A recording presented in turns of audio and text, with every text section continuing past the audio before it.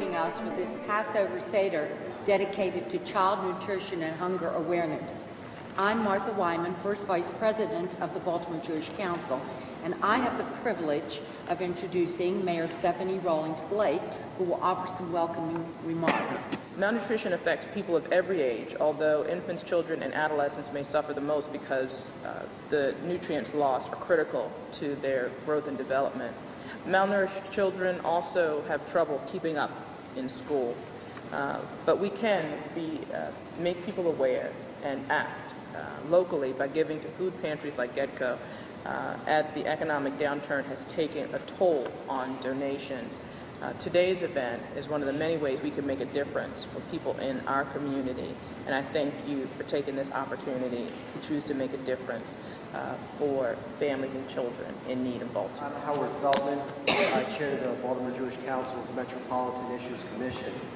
Across the country, many Jewish community relations councils like the BJC have partnered with community and elected officials to raise awareness about child hunger around the Jewish holiday of Passover. This is just one of the many advocacy events coordinated by the Jewish Council for Public Affairs, which is one of the BJC's umbrella organizations. The Seder is really a retelling of the story of the Exodus from Egypt. The Israelites were enslaved by Pharaoh. We think it was Ramses I, or maybe the second, and they were forced to go and endure severe slave labor, build his cities, his store cities, probably build some of the pyramids, although we're not 100% sure that's true. And finally, their enslavement became so unbearable that they cried out to God. You know the whole story about Moses and the burning bush, and I'm not going to go through that. Those are all Bible stories. I'm sure you know them all. And ultimately, we go down the road at least 2,000 years after the Exodus from Egypt, not quite that many, and we can find ourselves sitting in a little tiny village on the outskirts of Jerusalem. A little village exists today. It's called Bnei Brak.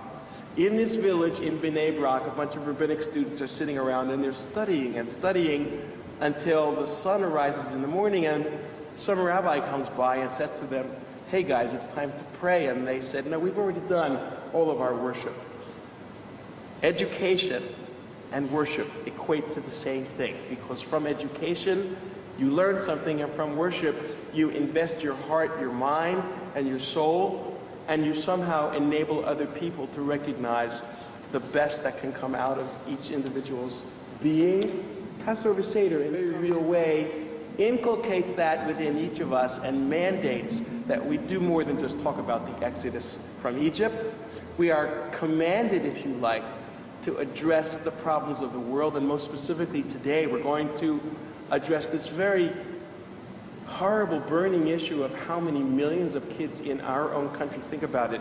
We are what, the #1 power in the world? How many kids in our country starve, don't have a dinner? I mean, the number is staggering. It's like 17 million. That's hard for me to understand. So this Passover Seder, after Passover, but it's never too late to talk about our responsibility. What are we supposed to do for those around us who aren't as fortunate as we are? Blessed are you, Adonai our God, ruler of the universe, creator of the fruit of the vine. Amen. Now I shall simply proceed around the room to my left, and Rikki is going to read for us the first selection, Let Our Consciousness. Let our consciousness awaken to the fact that in 2008, 17 million children in America suffered from hunger at some point during the year. This is 5 million more than in 2007. As a society, we have failed to meet this most basic need of all citizens. May this cup of wine open our eyes to the reality of hunger. We commit ourselves to engage in education and full awareness, and to work for the day when hunger in our world will be eliminated. 3 pieces of matzah, 1, 2, 3. If you look at your booklet, you'll see it says that each of these 3 pieces of matzah represents the mainstream groups of the people who populate Jewish. This middle matzah which represents the Levi clan, is actually broken in half, sort of in half actually, and it comes to represent for us today the idea that we as a nation are broken. Truly, if there are 17 million and some people, children who don't eat, something's broken in our country. So this matzah comes to represent, at least for us today, that fractured aspect of our youth, of our country. And also, and you can let you know that this piece of matzah becomes the dessert for everyone. It's somewhat miraculous. This matzah is broken up into enough pieces so everybody sitting here can get a little piece of it. It represents the future. When you put them all back together again, we talk about a community that becomes whole and complete and unified. So that's what this matzah represents. So I have now done everything up to the bottom of page 3. Having broken up this matzah in half, we are demanded, it is demanded of us to recall that we once were slaves and to remember that all those who are around us may be enslaved in some other way by some other slavery of their own making or of someone else's making. We truly don't know. And it has enormous ramifications if you think about how do communities prevent others from being upwardly mobile? How do communities contain others in situations where they're not happy? There's a lot of essence in this whole event of breaking the matzah in half about which we could think, but today we are focused on the problem of hunger. A drop of wine out of your cup for each plague that I will recite, recognizing that even in the midst of those who are our mortal enemies, we still can't be totally rejoicing when they are defeated. So you can use your finger, I'll stand, you don't have to stand, and you just put this on your main plate. So I'll recite the plague and you recite after me. Dam, blood, Tzfardea, frost, Kinin, lice, Aro, beasts, Dever, cattle,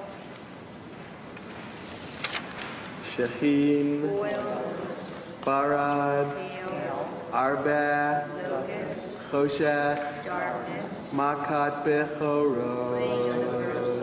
Dayenu, Dayenu, Dayenu. Now we shall continue moving around the room. The bottom of page number 9. Had God taken us out of Egypt but not punished the Egyptians, it would have been enough. Lessons we have learned have to be acted upon, and we need to make our voices heard on behalf of those who suffer. Amen. Drink the wine. We traditionally end the Passover Seder and express the hope that next year we'll all find ourselves in Jerusalem. Its translation is City of Peace. So may we all find ourselves in the coming year in a city of peace. Thank you all for participating in our Seder.